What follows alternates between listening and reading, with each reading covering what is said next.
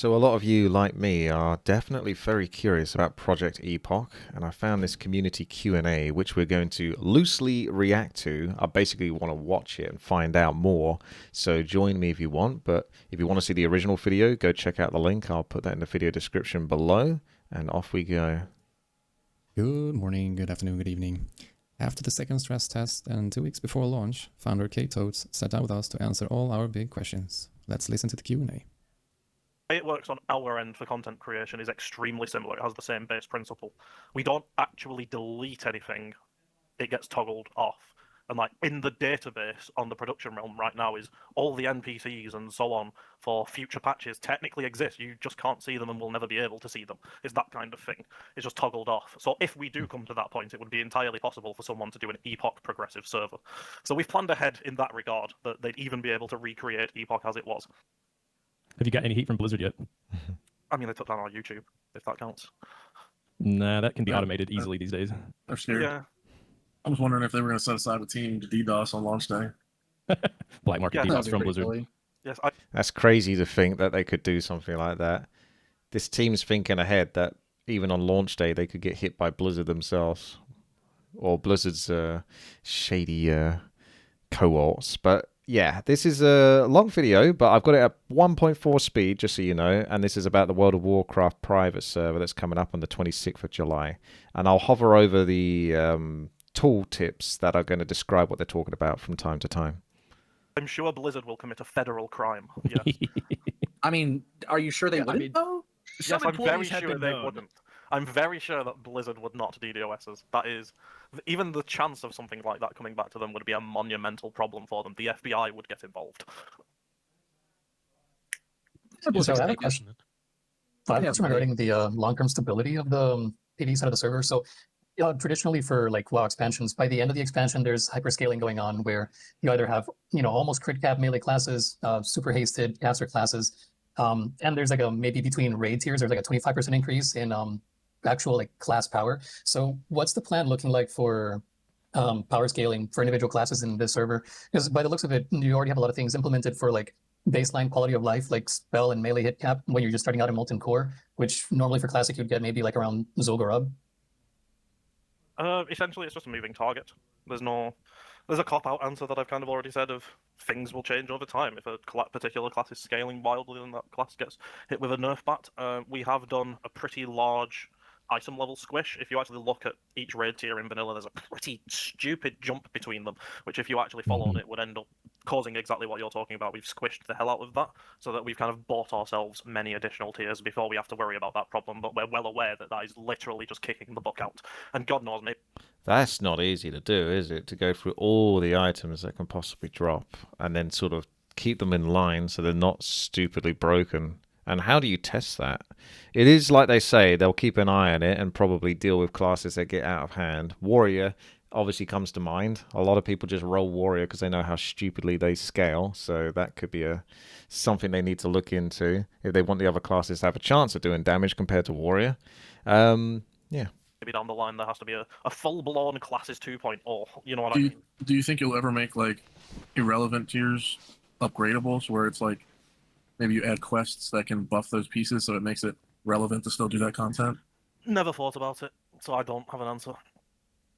It's a neat idea, don't get me wrong, but it's just... Are you talking about like catch-up gear? Catch up. I'm talking about like... It's many tiers away of a problem, so 18 months from now, K-Thoughts can worry about that. Yeah. So yeah, like how do you plan on making old raid tiers relevant? Like for example, like in classic ZG Bijus are still relevant because they give Zanza spirits. Do you plan on having like consumables that come or materials that come from raids that are relevant throughout the history of Epoch? I think it'd be cool if you like added some type of material to like, I think old that content tiers, and then by killing all the trash, you collect the materials. And my can use- general answer is you think you do, but you don't. Unironically. So, Really? So That's a dangerous phrase. it's already annoying in vanilla to have to be going back and doing older raids. And Yep. that's with them being absolutely face roll raids that you can do with your eyes closed. It's already annoying. Do you really want to be going back and doing older raids when we're at tier 3, tier 4, tier 5, maybe even tier 6, when those raids are also more mechanically intensive, so you'll be more mentally fatigued from the process and can't just switch yourself off as easily? I mean, That's I going to just be an want to keep enjoyable raiding experience. more often, So to be honest. my I don't recommendation, want a reason to do it. it's many, many years down the line, but yeah, something like Titty just mentioned is something that we've discussed where we don't want to encourage you to still be doing Molten Core when there might be some theoretical tier 6 out, for example, let's say. That's really bad gameplay. But some people still might want to pug that, so whatever the monstrous thing is that is forcing you to go back to Molten Core probably needs replacing them. I agree with that, but not entirely, because it is good for raiding to be relevant across the board, to have a reason to sort of go back and enjoy the content, because it is more content to do in that regard. But yeah, that would be in the case of sets, perhaps. Sets is the reason to go there, specific set bonuses to help you in your next tier. But yeah, if there was specific items that drop, like you're saying, CG, I'm not very familiar with raiding too much myself because I didn't do too much of it.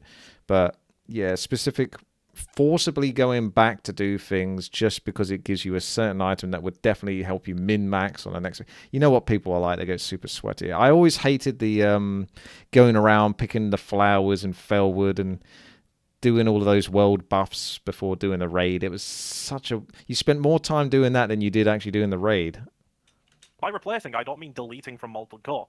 One of the reasons that people go back and do some of these older raids is because there's very, very specific base items that they're trying to attain that there is no equivalent of. Wouldn't that be just instantly solved if the next raid that came out had an equivalent slot item that was just a higher item Yeah. class upgrade, and now no one's going to want to go do Molten Core for that item anymore? Like, targeted things like that can solve the problem a lot better than as outright stopping. Then something like Xanthas or like yeah, like that is another thing I was thinking about, because like, you know, like Thunder Fury is like the best sword until the end of time in vanilla, and it's, you know, you get it by doing Molten Core a lot.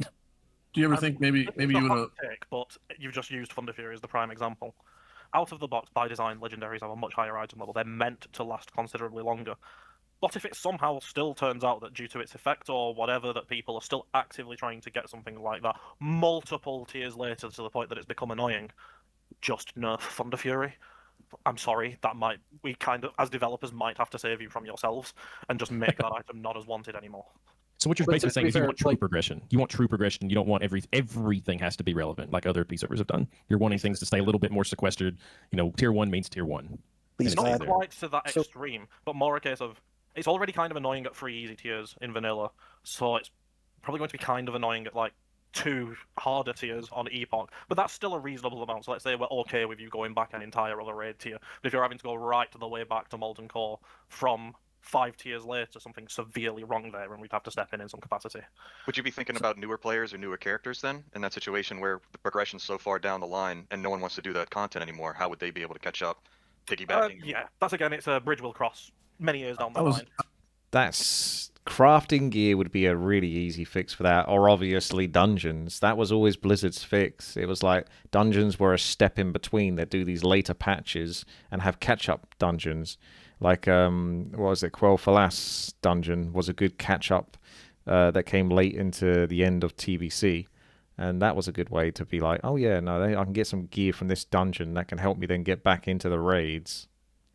I was But thinking there is maybe. always ways of having catch-up gear. The issue with retail is that every single patch is catch-up gear. We'd rather do it in a much Yeah. smaller way, but it kind of has to happen eventually. Like you said, new players can't be expected to always go into Molten Core, but if you've got some kind of weekly bulletin board of, here is the quest of the week to go into Molten Core and kill Ragnaros, and then you're going to get pugs popping off There you for go. that week. That's what I was Yeah, thinking. super That's what I Yeah, was no, like, yeah, like gonna say. the concern with is like, okay, yeah, how are newer like if there are newer players later on, how are they going to be able to play Molten Core without there being even more other newer players? Like if there is like, let's say there's like a newer player that is later down the line, but that newer player, because it's like, again, like maybe a year or two down the line, that person's like really or maybe even longer, right? That person's reasonably the only, like, one of maybe like 5 or 6 people who want to start with that are trying to raid and get into raiding, but there's no one to raid with because there's no reason for anyone to raid Molten Core after these tiers have been released. And so everyone that can do those is just doing those, or they're making alts and they're just powering the alts through with their guild. I just view it as eventually content might need to be sunset. How we do that, there's literally 20 different ways to go down that path. So we'll just see what fits as and when. I don't think it's going to be a problem until Long time. It'll be a while before it's maybe a problem. 2 Yeah. tiers after Uldoom. We'd have to seriously start thinking about it. Yeah, I imagine it's more of a super long-term problem than anything, rather than like, this isn't really a concern for now. It's just like a potential concern for later. Yeah, it's definitely one that's there. We have kind of abated it a little bit, so it's not one that we've completely ignored, but we're just well aware that that's just kicking the bucket down, and some other system change, whatever, will need to exist to make it easier for both new players to get up in gear and also to prevent high-geared people from feeling they need to go down and kill an Ixia this week, because that's going to be a pain in the arse. Yeah, And I think there's something also to the other topic that we've not discussed as well is just broader.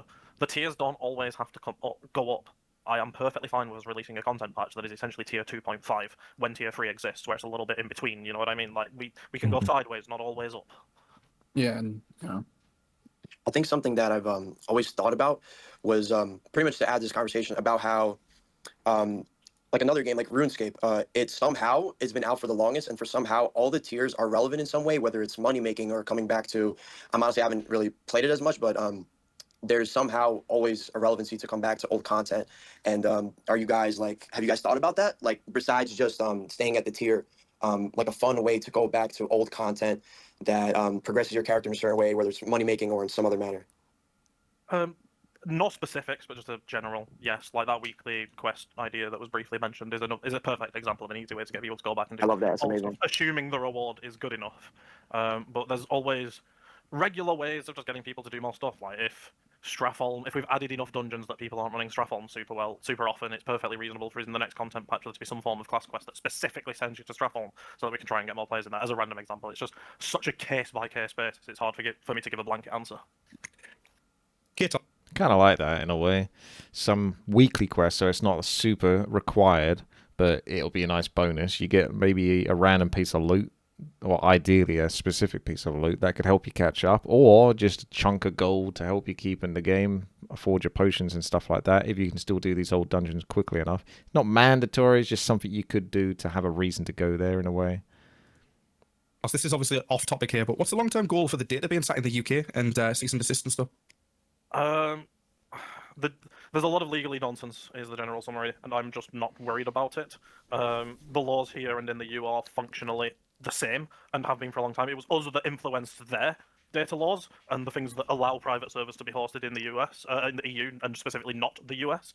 So if it arrives, I'll throw the notice in the bin, like every other private server owner does. I'm not worried about it. Based. Like they're allowed to send a letter, and I'm entirely in my rights to ignore said letter, and I will if it arrives, but I really don't think it will. I will almost slight other private server devs and say that the overwhelming majority of like cease and desists that have, in air quotes, shut down projects, I don't buy it. I don't believe it. It's just a really, really easy excuse to throw out when you want to shut down your server.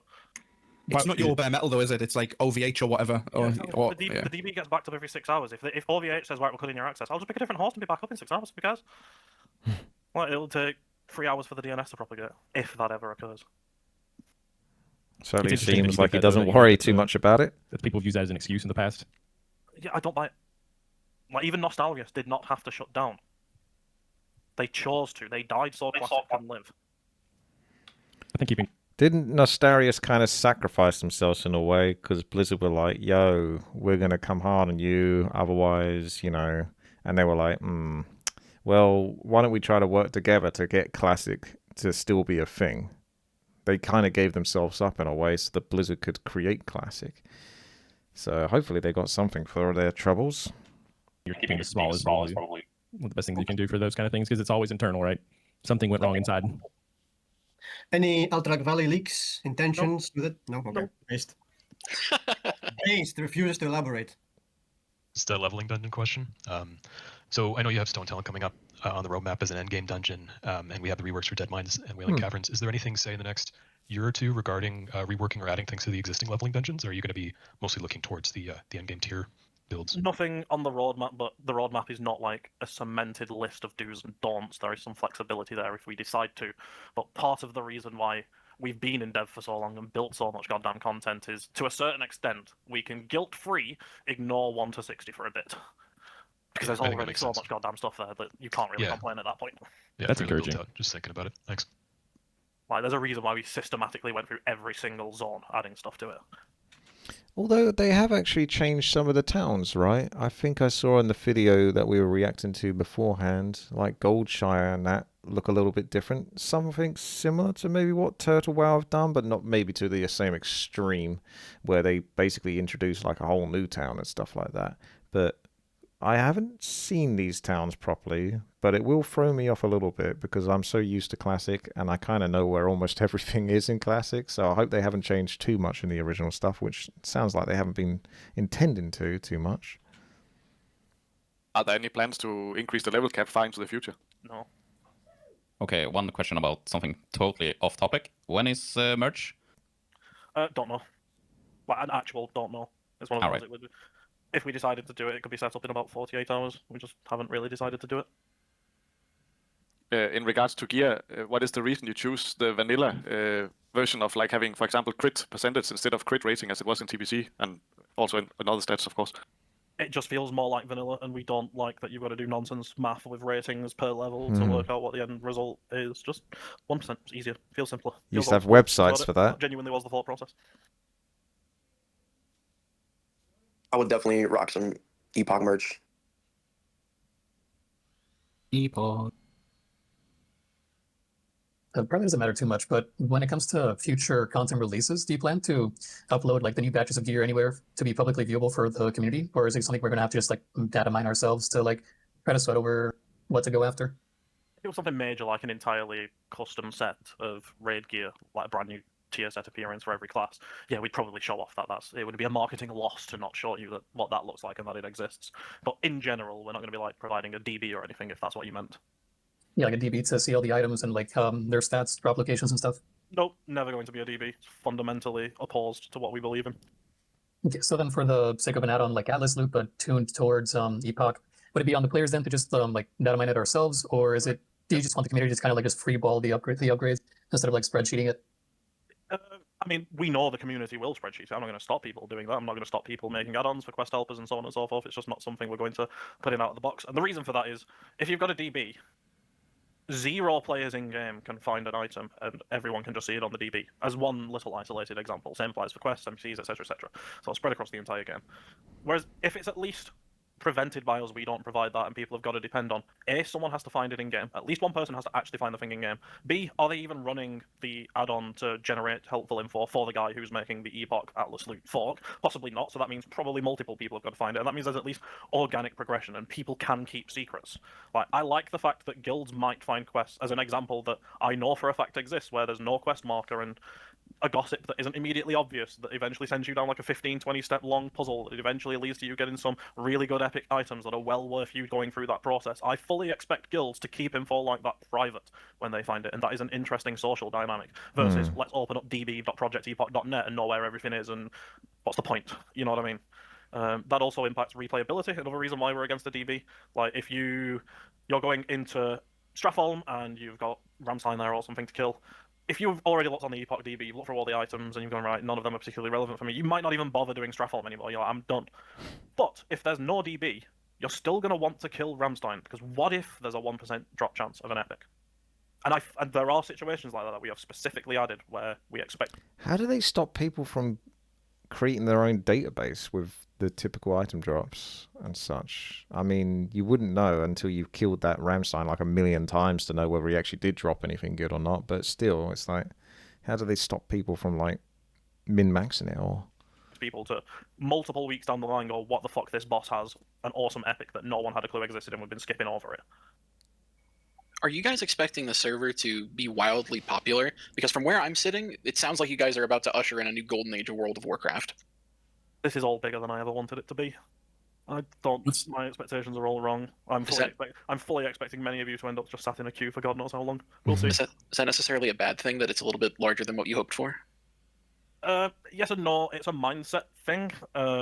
This mostly comes from me, but the rest of the team are in agreement. I didn't start this project with the intent of being like the biggest private server network on the scene. I get the feeling, especially from the tone of his voice and such, that it's more, this is like definitely a project they're passionate about, but they don't necessarily want all the pressure that comes with tons and tons of people wanting to play it, going, when's the next thing? When's the next thing? When's the next thing? They just want to enjoy themselves and create it and have you enjoy it as well. But obviously, the more people, the more rabble you get, don't want to be a turtle with multiple realms in multiple regions and chasing, we've got the most player count. I am completely fine if some of you never get to play. Speaking of, by the way, do you have an idea based on the data what the player cap will be now, or is that still something you need to figure out? It's variable. It's probably going to be set at something like maybe 5 for the first half an hour. Let the first wave of 1 to 5 kind of get out of that area. It'll slowly be adjusted as and when. Like, there's obviously been just under 2,000 people on in the stress test. It was 2,000 when it switched on, but it immediately crashed because of the profiler and all the free-for-all PvP, which was expected. That was exactly as designed. It was fine once it actually came up, so we know the minimum is 2,000. And that's running with all the profiler enabled and so on, which has a large overhead, so 5 is probably reasonable if we actually have everyone started spread out. Bottleneck people during that first hour, sorry, you're going to have to put up with that, and then maybe raise the queue from like 5 to 5,500, and then eventually to 6,000, and then 6,500, and so on and so forth. Okay, I guess thinking about that, I'd want to make sure, or at least think about whether or not like there's any process for seeing if someone's running a macro to keep their spot. I don't know how queues in WoW work. Like, is it like when you try to log into the game, or is it like when you try to enter as a character? It's when you try and enter the character create. Okay. As in the character selection, shall I say? What was that previous question that got talked over? Oh no, it was just me, more of a comment talking about thinking about whether or not there are macros, or at least some sort of way of seeing whether players are using macros to keep their spot despite being AFK if the queues are quite high during that launch period. Consider that, and there's not like anything existing, but that's... Sorry, I'm trying to sort some of it for you in the background. Because I already know it would be easy to look into. Like, just query the characters, screen by who's been online the longest, and maybe go see if they're actually playing the game. Like, it's not going to be many actual cases, I reckon. Yeah, okay, thanks. Does anyone on the dev team have like professional game dev experience, or did you guys just decide to do this for fun? I do, but that's many, many years ago. Did you guys figure out your plans for Thunder Fury? Yeah. No. Have you worked at Blizzard for 20 years? Definitely not Blizzard, no. Like, Thunder Fury, you won't be able to get any of the requisite materials to start the process of getting Thunder Fury during Tier 1, so don't worry about it. Sulfuris is the only legendary you have to be worried about. Okay. What were your expectations when you started Epoch? You said that they've wildly exceeded expectations. I mean, did you just not know how rabid private servers could be, the player base, I mean? Because it can be pretty crazy with these guys. Well, Epoch was started with just me for a good period of time. I fully expected to just be mostly working on the server on my own, and maybe have like the long-term goal. And what I pitched to the other developers who joined not long afterwards, a few months later, was if there are 2 raid teams competing, I will be happy. I think we will have 2 raid teams competing. No wonder they've exceeded. Yeah. So, and things have just grown much bigger than I expected.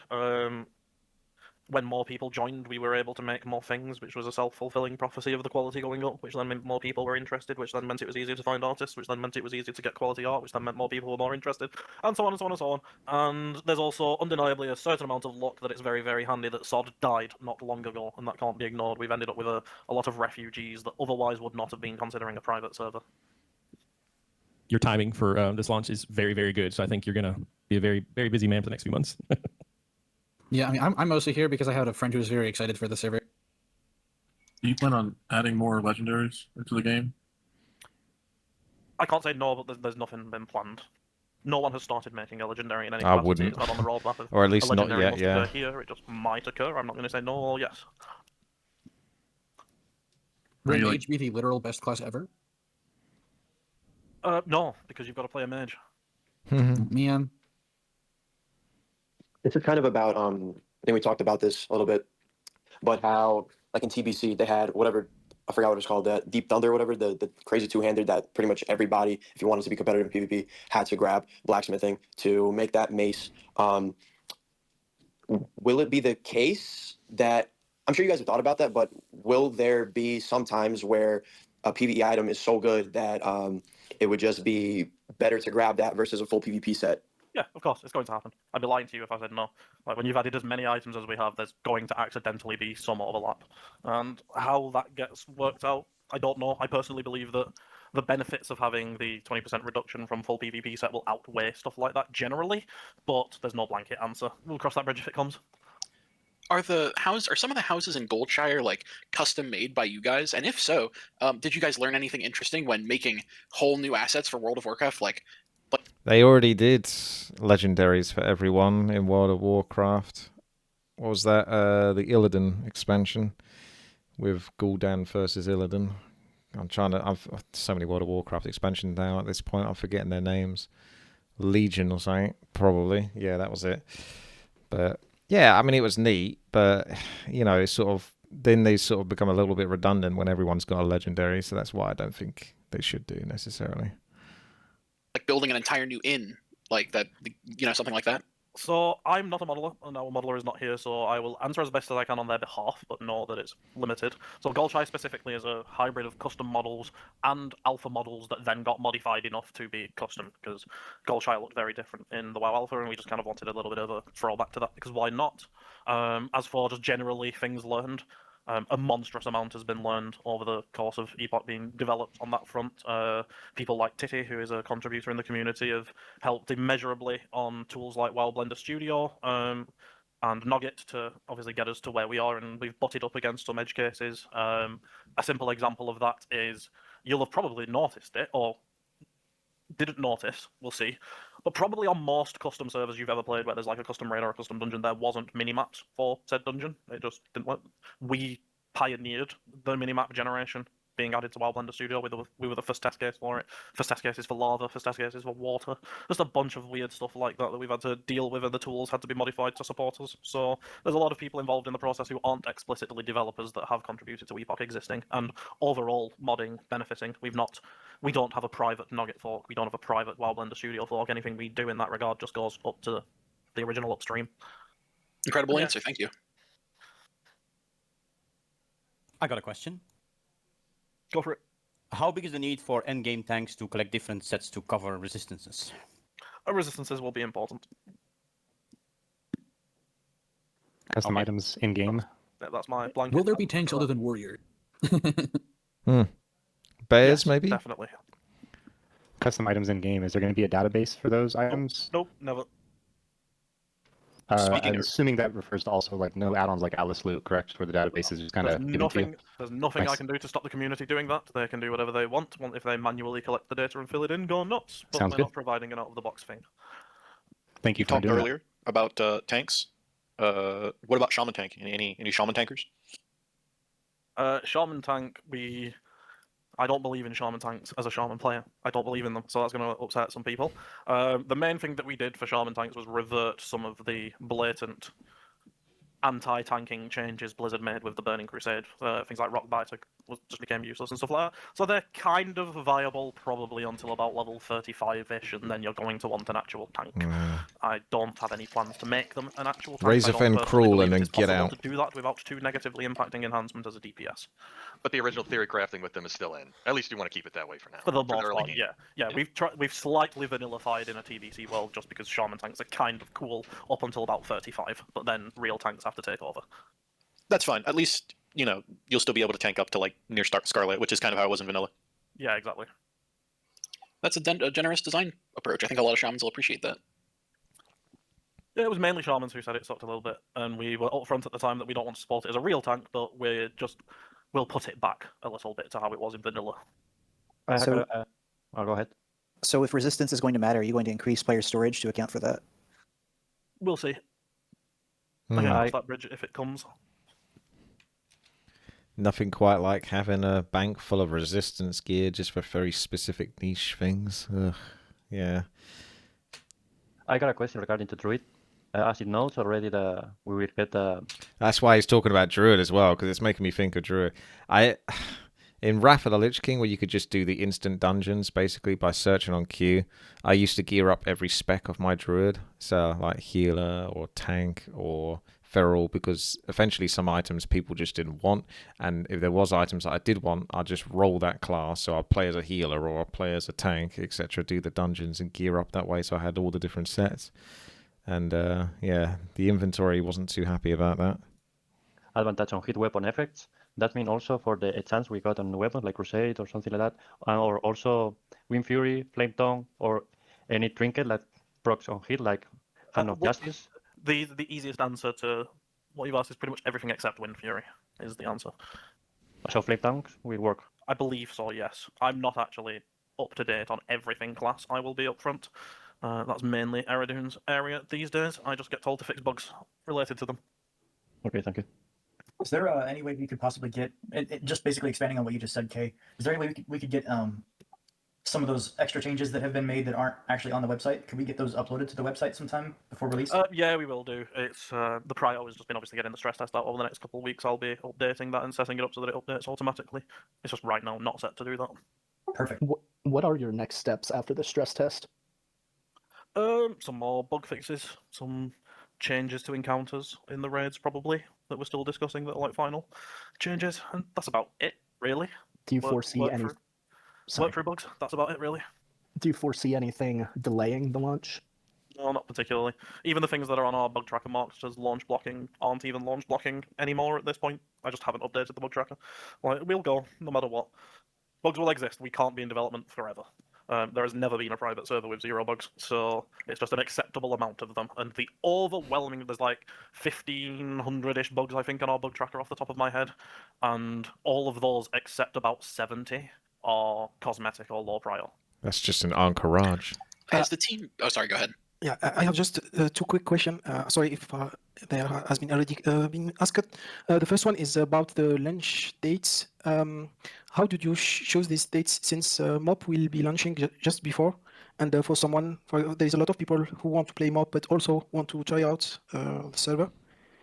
We'd already picked a date before Blizzard did, and we'd already locked it in because the developers have to get time off work. We have jobs. This isn't our full-time role, so we got there first, and we weren't going to change it, basically. Okay, and the second question is about PvP. How, sorry if this question has already been asked, so how is PvP on the server? Is it on toggle? So basically there's a kind of war mode on, or how does it work exactly? I would recommend going through our website. We've got 4 full detailed pages of how PvP works. Okay. Yeah. Unfortunately, you can't turn on war mode immediately, so, I can't kill people in Northshire. Yeah, you've got to be level 50 to switch on war mode. Yeah. There's no contested zones before that point, so... Have you guys thought about like the economy of? So what? Even Strangleform Veil. Interesting. I can't say I care too much for the world PvP stuff, or at least whilst I'm leveling up. It depends what class you're playing. If you're playing Rogue, then it's fine. But yeah, the server, like if in case it goes like something like items becomes very like expensive, or like do you have a plan for like the economy if it goes out of hand? Cross that bridge when it comes. I know that's kind of a cop-out answer, but you can feed the server to death over situations that might never occur, and if the situation occurs, it's not hard to resolve it in like a maintenance window of time. Has the team thought of... Oh, sorry, go ahead. No, that's pretty much my end of that. Like, we will push out patches pretty regularly. If there's something like truly game breaking or needs some kind of intervention, I don't see why we would sit on our hands. You know what I mean? I don't get it, Necro. Why are you asking me if I'm considering playing it? The fact that I'm watching this video would be evidence of that, no? Has the team thought of or added content to the holidays that are had in 3.3.5, or do you guys have plans to do that? Holidays are up in the air. There's not much to really discuss. We didn't work on them for the longest period of time because we had no idea when we'd actually come out. So we didn't know which was going to be the first holiday. So it's only recently that we've actually known that. So we'll figure out what we're doing. Expect some of the initial holidays to get skipped with that in mind, but we will in some capacity. Christmas is cancelled. Understood. Thank you. Is war mode I thought I just heard something crazy. Is war mode like cross faction, or is it just against Horde versus Alliance? No, it's not free for all. If that's what you're asking, it's you can group with people in war mode, and there's checks in place. So, dead simple example: if I don't have war mode, I'm Alliance. You have war mode, you're Horde. If you start attacking an Alliance player, I can't heal or buff you. I can't get involved in that fight because the Alliance can't attack the Alliance. So most of the scenarios that you can think of that could be weird about that have been covered by thousands of people in prior betas. Is my comment. Yeah. So will there be no cross-faction grouping if you're PvP flagged, or if you're in mode? You absolutely can group cross-faction. There will just be certain circumstances where we stop them being able to interact with you, such as you are a Horde attacking an Alliance, your Alliance friend who's in your party obviously can't get involved in that in any capacity, and the Alliance can't kill you, so we stop you being able to heal. Wait. You are a Horde attacking an Alliance, your Alliance friend who's in your party. Is this like as part of the Alliance? Because you're not having the Horde group up with Alliance in this, are we? Just comes across that way, but I don't think so. So your Alliance friend who's in your party obviously can't get involved in that in any... Yeah, okay, I understand now. Yeah. So if your Alliance friend is being attacked by a Horde, you can't get involved. capacity, and the alliance can't kill you, so we stop you being able to heal your friend. Just little things like that. There are buffs and auras that pop up on people that you can hover over that explain this a little bit better in game. So it should never be a surprise when you can or can't do something on someone in a PvP scenario. I see. So like, would there be any sort of guardrails to prevent situations from that sort of happening, or is it just sort of like accepting the risk of being in war mode, and sometimes you're in a group with an alliance player and you can't get help because they're alliance? Well, you joined them. That was your decision. Yeah. Like, so if you want everyone in your party to be able to assist in PvP, group up with hordes. Yeah. You know what I mean? Like, Yeah, no, I'm talking like potentially like if someone else were to interfere with you, right? Like if someone were to start a conflict with you. well, that could only occur if you're opted in. So again, the only that's thing sort we of like stop the question. is the only thing we really stop is faction interactions that have no counter. So if you're attacking an alliance, your horde and your friend is alliance, those two alliance can't interfere with each other in any way, so it wouldn't be fair if your friend could heal you. Yeah, if my We'd friend stop could heal that me happening, and stuff. essentially. Yeah. Was it challenging to implement those buffs and debuffs and auras for your cross-faction party combat? Hard is a relative term. More a case of it went through various iterations as and when people on the betas found more and more edge cases. Can I ask a question about Iron Man real quick? If I decide to level Iron Man and I do not flag for war mode, will there ever be any chance that I can be put into a PvP mode somehow? I'm not going to say no, never, because God knows something could occur, 1% chance. But in general, we have guardrails in place. So if a quest would flag you for PvP, for example, there will be a pop-up box that says, this is going to flag you for PvP. Are you really sure you want to do this? We also have things in place where, as an example, if I'm an alliance and I'm not flagged for PvP and there's a horde in front of me who is flagged for PvP, I can't even start attacking him until I opt myself into PvP first. So you shouldn't even be able to misclick, like even things like, a Frost Nova or whatever, AoE abilities should not be able to trigger things like that. So in general, you should be safe, but God knows if there's some 1% scenario where someone does some weird shit with a guard, I'm not gonna 100% it. Have you guys thought about? I know Ascension has this. It's like in certain contested zones, it's only like 1 versus 1 where multiple people can't come in because I'm sure everybody's experienced this. Usually the PvP is only fun for people that sit at home for 10 hours and are in this guild and run around killing everybody. Have you guys thought about kind of evening the playing field for people that just want to experience PvP but don't have like the like that sweat in them, or is that something that you kind of like not necessarily encourage or just like embrace because that is kind of like more of a classic type of experience? You join a war, you get a war. You opted into war mode, you kind of get what you deserve at that point. If you want a more balanced experience, do battlegrounds or duels. And do you guys think that the 5% is like enough? The 5% experience buff like is enough to actually get people to like experience it, or do you not even necessarily? I don't want to say care about that, but not necessarily like. So you get 5% experience buff to leveling, I assume, when you're in war mode. There's no way that's worth it, because if you just come across one person that wants to kill you, that's going to ruin your day, isn't it? And make you lose the time that you would have got anyway. But the other thought is you wouldn't do war mode, right, if you're leveling up. I mean, they have this challenge mode, don't they? Where if you die, then you get punished and you have to sort of slowly go back crippled to the main base or something. So I don't know how all of that works, but if you got killed in PvP, does that affect the challenge? Does that make you fail the challenge per se? I don't know. That's something I was curious about, but I wouldn't probably risk it.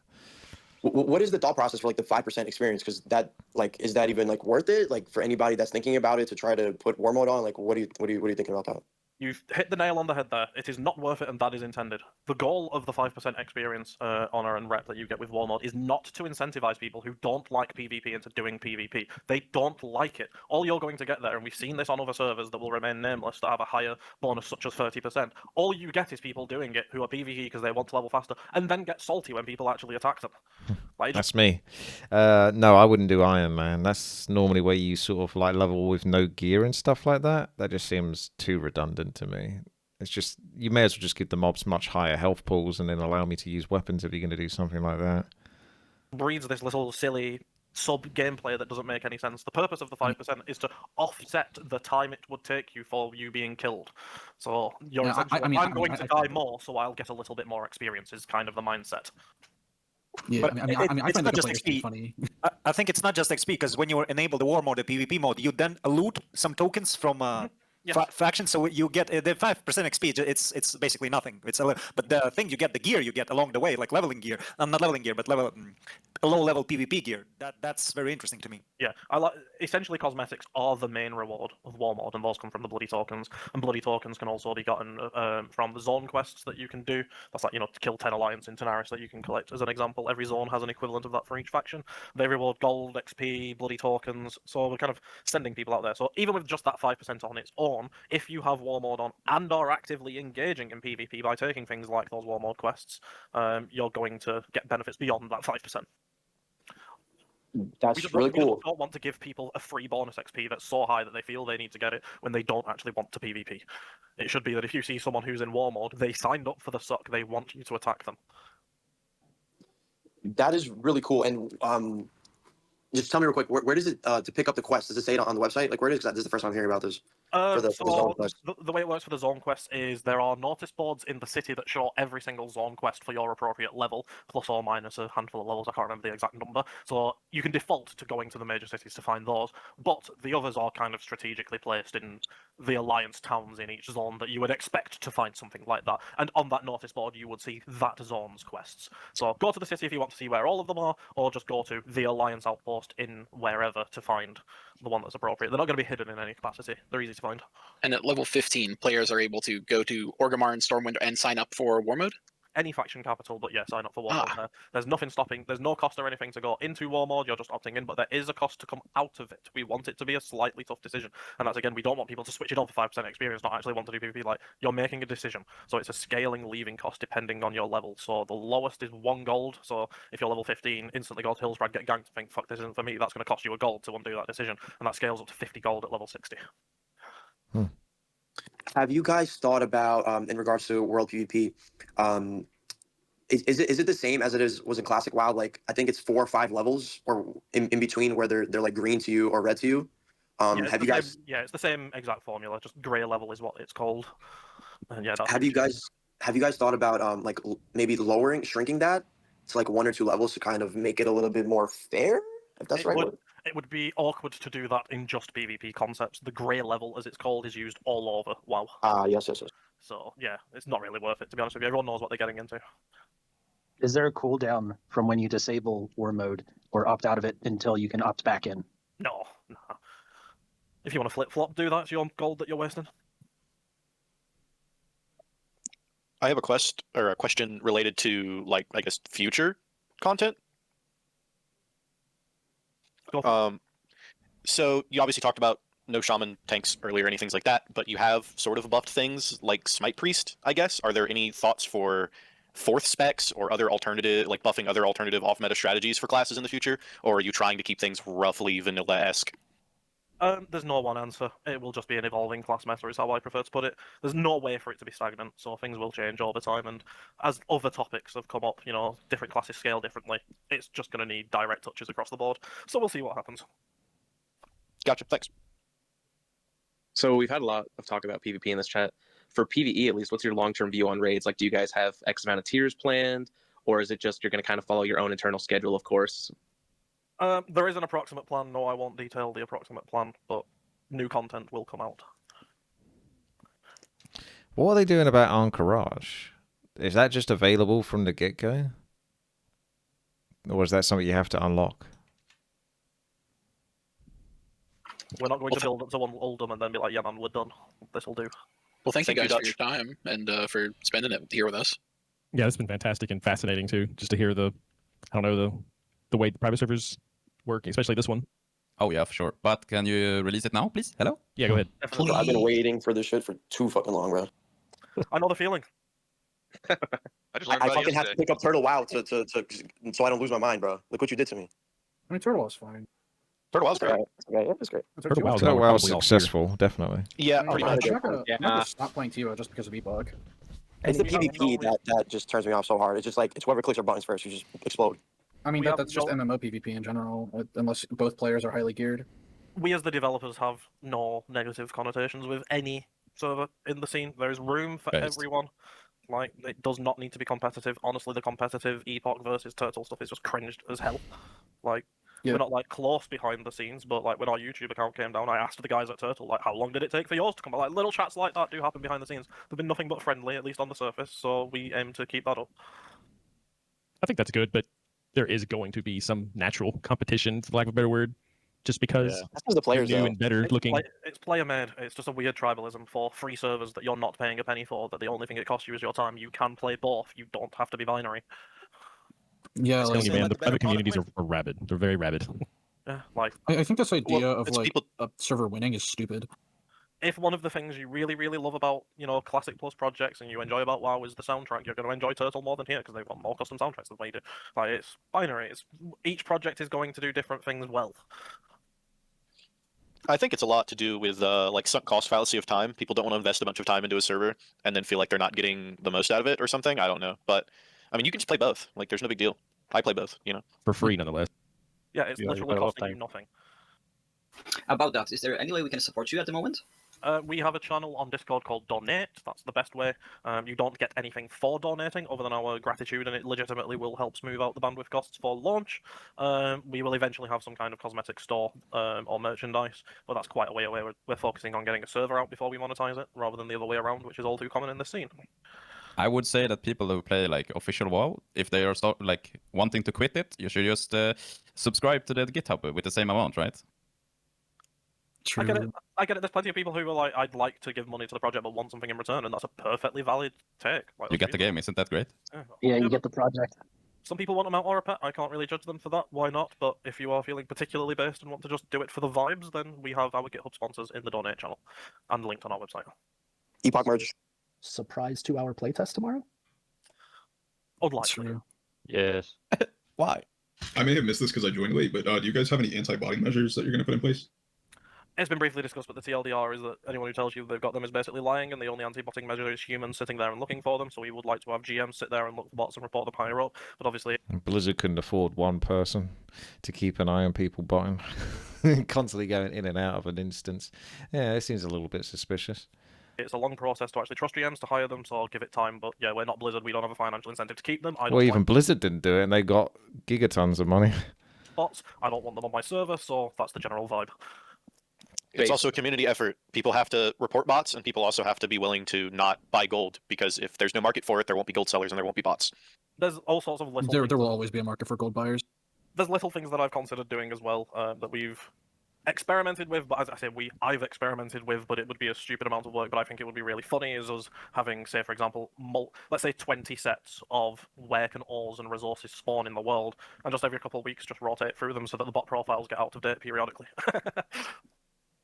Sneaky. That's great actually. Like, it was Blizzard who had a talk who said that they were able to resolve botting on one of their servers back in vanilla. Like, all they did was ship a patch that put a boulder there. And it's long enough for the bot developers to correct around that made a hell of a difference. Like, if all we need to do is spawn an invisible wall for a day, a human player would go, oh, there's a weird wall there, I might report it as a bug, but bots will just run into it forever. We can just interfere with them that way, if we're willing to do it. Have you guys thought about, because people usually buy gold if they don't have the time to make money, or if it's like boring. Have you guys thought about like more interesting ways to make like money? I think that's kind of tied. Yeah, the most interesting way to make money in the game, from my experience, is farming, like AoE farming, going back to older dungeons where it's just about doable. Like, the mobs could kill you if you mess it up, so it's challenging still and entertaining in that regard. So, for example, my paladin, level 70 paladin, I used to go to Stratham, and I pulled the whole dungeon in one go or one time. But generally speaking, you do 2 to 3 pulls, and you could just about do it, and you can do it nice and efficiently, and it makes a decent amount of money, enough to pay for the bills and stuff like that. Something to do. Guys, back to like revisiting old raids or dungeons, or like giving that incentive for a high level character to run with like lower level characters in previous content that was made, and it's kind of two birds one stone. They have fun with their friends and they also make money at the same time. Have you guys thought about anything like that? Gold is just kind of one of the de facto rewards that comes up when discussing any new feature, so I'm sure it'll be considered. There is the bonus money at level 60 for completing quests, so if you're low on money on max level, I want a nice easy way to make some money, do Lawmaster. Lawmaster, I don't know much about that. So it'd be worth saving the last lot of quests when you get towards 60 to then start doing quests at 60 for more monies? Did Blizzard do something like that? Was that classic? Was that SOD? I feel like there was something like that where you could hand in quests later on, and it would give you more money. I have this question. I asked this to the Furbolg show. I forgot his name earlier, but he didn't quite know the answer. Has the conversion of XP to gold from quests been changed in any way from how it always was? No, it's the same as it was. It's 6 copper per XP you would have earned at the appropriate level. Funnily enough, I was looking at that yesterday. Okay, cool. Thank you.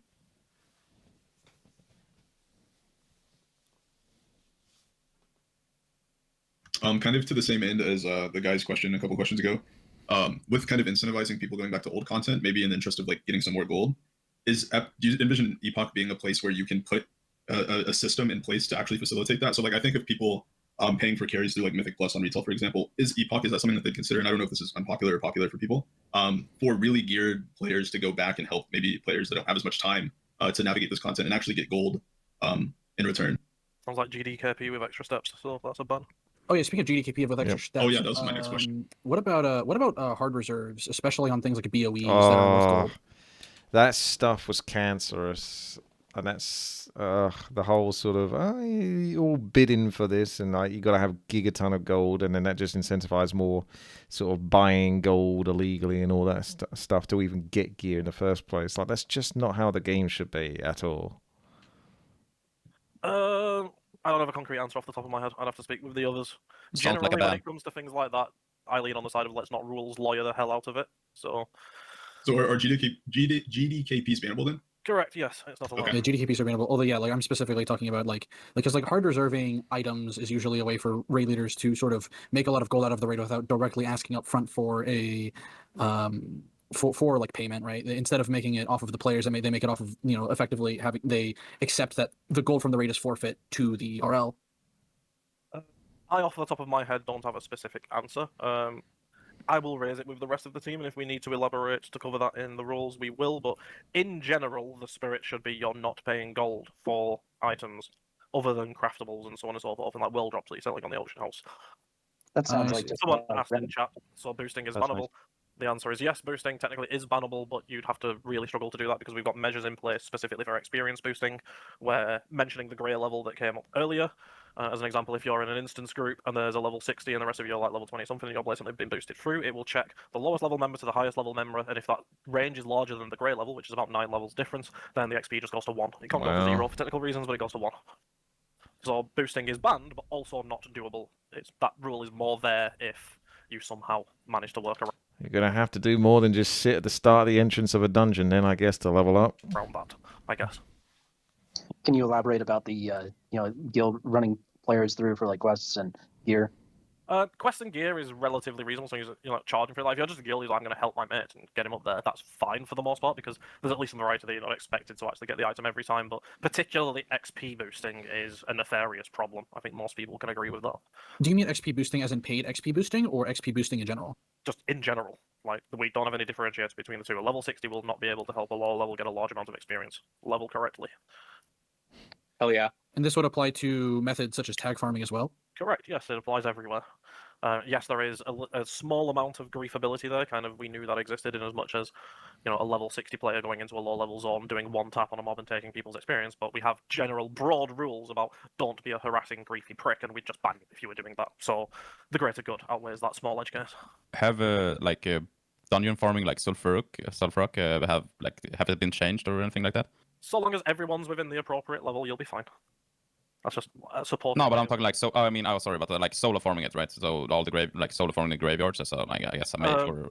There's no one doesn't answer work. to that. Yeah, so we've made some targeted changes in various places, and we will continue to do so. If there is an egregious solo gold farm somewhere, like an equivalent of Diamond Lashes, let's say, then obviously don't expect that to last particularly long, because that's clearly unintended All right, good, behavior. good.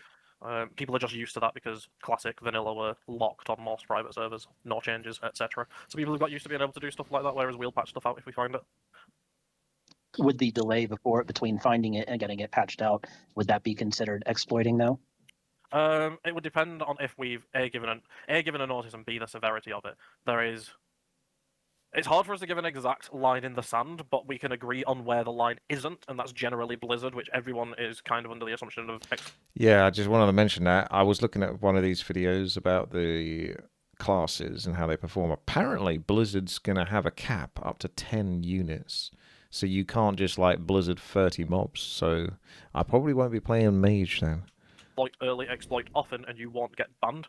If you do something and it spits out 333 gold and it took you 2 seconds to do it, and then you repeatedly do it, you can't claim, oops, it was an accident, I didn't know. It's kind of obvious something has broken there. So yes, you might be actioned, whether it be maybe probably not a permaban, but a small ban, the gold removed in that circumstance, that kind of thing. Hey guys, I asked Aeraden yesterday at the hard res roll, and he said that if you sell loot in a dungeon or hard res an item at level 60, it's not bannable. You can search his messages in the chat. Yeah. Eridoon will know that one. I'm not privy to every conversation. Even at this stage and me being the founder, it can't all be in one person's head. Yeah, to be honest, that sounded like playing round robin with the whatever those orbs is, the righteous orbs kind of mentality. For a number of clients in the same household, do you have any issues with multiple No, parties you'll be playing? Cool. That's come up early. Generally, you'll be fine. Multi-boxing applies to blatant things like 5 shamans running around together, and we don't support things like having 2 accounts so you can stand there trading yourself stuff to sell on the auction house. But there's no automated means to detect that wouldn't also false flag thousands of people. So don't get Sounds good. reported. The shadier you are and the sneakier you are, the better. I know it's odd for a server admin to outright say that, but I'd rather not lie to you. I appreciate it. Thank you. Yeah, all right, yeah. So like, yeah. So in the case of potential false flags, right? Is there any way to protect yourself from a false flag, other than like a GM, maybe like a GM report?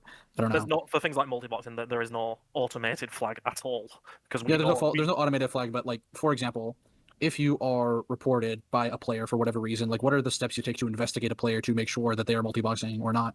It depends on the case. There's no one All answer. right. In the case of multi-boxing, it's honestly often as simple as just teleport Just looking to the at them? player and watch them for 5 seconds. It's usually Yeah, pretty just go- obvious who's multi-boxing. Yeah. If someone's like playing with their girlfriend and their girlfriend is following them, like follow can be on for an extended period of time. It would be more when they're actually like entering combat and stuff that we'd be paying attention. So, oh god, they've all casted perfectly at the same time. There's clearly something funky going on there. I Yeah, see. most things, if people say there's automation, they're probably duping you. The only thing that can resolve stuff like that is actual GMs on the ground. And that's the sole reason why it's amped up so much on Blizzard Realms, is because they fired 3/4 of their support staff, so there's no GMs anymore. Hey, just to clarify, you're not allowed to log into accounts and trade yourself in City, right? Nope, that's multi-boxing as far as I'm concerned. So if I report someone for that, how do they get banned? Because they likely won't be caught in the act. That is when we would then start to look at things on a more human level, retroactively. Like, we're not going to use IP as an initial metric to flag people, but if someone has been flagged with a manual report, we would then factor that in of, oh, they're on the same IP, let's put that in a little checkbox, it's its own thing. Have they only been trading to themselves? Do they generally only log in together? Is it not moving? Like, there's many, many tells that can't really be automated that require human intuition to look through them. Yeah, that's good stuff. If Thanks it for goes explaining through that, then yeah, we might go, right, this needs actioning. It's blatantly what's going on. How about people getting reported for like just getting a report like spam reported? How will that be dealt with? Like, would you just look into that person being reported and see like, okay, this guy is not being, he didn't do anything wrong? There are no automated responses to mass reporting, unlike Blizzard. It would be a case of we look into it, but we do also have an explicit rule of false reporting. If you are blatantly doing something like half of your guild has all reported the same dude, I'm probably going to ban your guild, not just the people who did it. Based. Is there a timer on mail if you're mailing an alt? Yes, it's like an. I think account to account is instant, maybe. I can't recall, but if not, it's an hour. Yes, account to account is instant. 1 hour for everyone else. Yeah. Nice. What about VPNs? I saw a comment about there being a way of, or some sort of avenue of getting authorization for VPN usage or something like that. We do have a whitelist baked into the system. As to how people get put on said whitelist is a bit in the air at this moment in time, but it has been built with that capability in mind. And how does that work? Is that something that people would need to reach out about getting that kind of thing? That's the bit that I don't have an answer for yet. There is no formal process for it. It's just been built in such a way that when we have a process, we can do it. Okay, cool. That's a great question. My friend uses a VPN because he lives in bumfuck Alaska, basically. Tries to use it to get better. What's that, like you set your location to the UK and you have a better ping? It depends. He doesn't always get a better ping, but Every now and again, a VPN's routing through their servers will be a little bit faster than your ISP's chosen routing, so there are the odd circumstances where a VPN can actually reduce ping, but it's infrequent and very circumstantial. Yeah, his latency is usually terrible, so he just hopes that it works, basically. But that's pretty much me for QA stuff. I've been sat here for like 4.5 hours, and I've run out of nicotine about half an hour ago, so I don't have much time left in me now. Smoking's bad. Thank you for your time. Yeah, definitely. Thank you. Thank you, man. Appreciate all the work. Bro, go chill out. We need you in 2 weeks. Sounds like a plan. See you later. All That's right. the end of our Q&A. Huge thanks to K-Toads and to you for the great questions. Remember that Project Epoch launches July 26th. If this helped you, hit like and subscribe, and please leave a comment on your favorite thing about Project Epoch. All right. Thanks for watching. Yeah. What class are you going to play? Because this has got me all muddled up. I don't know to go Warlock or Hunter or what.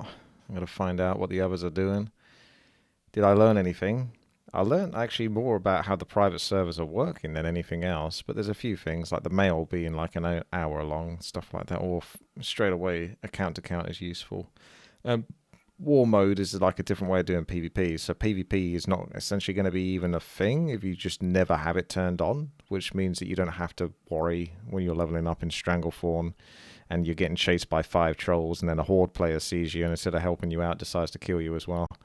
You know, that sort of thing. But yeah, I'm curious.